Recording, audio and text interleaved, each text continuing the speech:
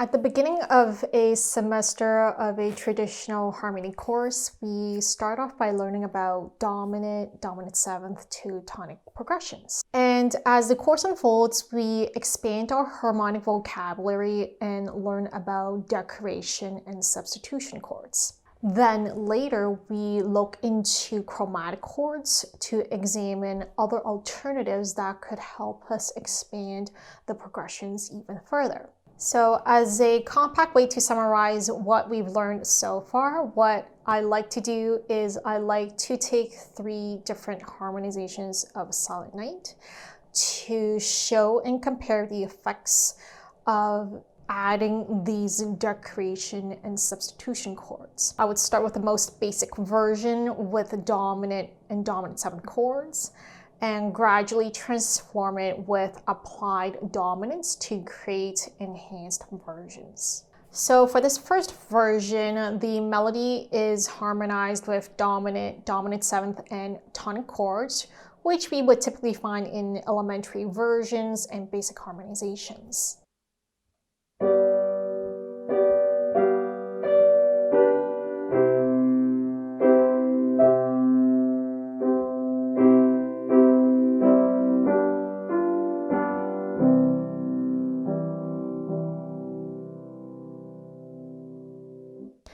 In the second version, it's transformed with a deceptive resolution and with a cadential 6/4 for the final cadence. So instead of the dominant 7th resolving to the tonic, it resolves to the submedian chord, which creates an element of surprise.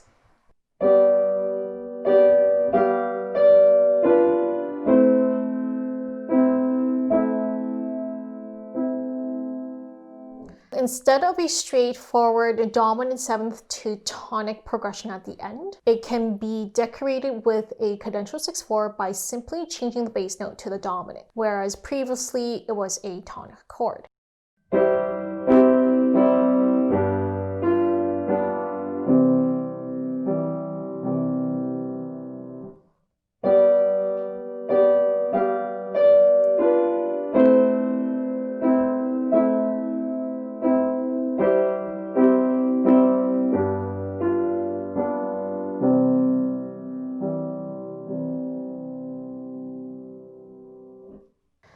In the third version, it's transformed with applied or secondary dominant chords, and the final chord is decorated with a neighbor 6/4.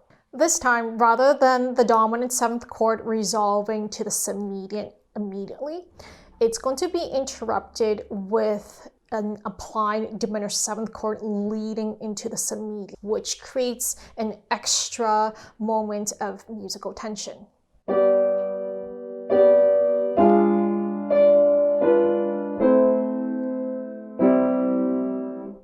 Then, instead of just remaining on the submedian chord, right before the cadential 6/4, it makes a little detour to another applied dominant with a half diminished 7th of 5.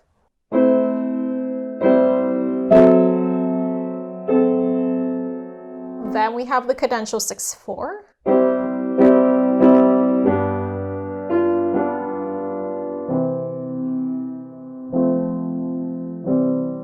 And also the neighbor 6/4.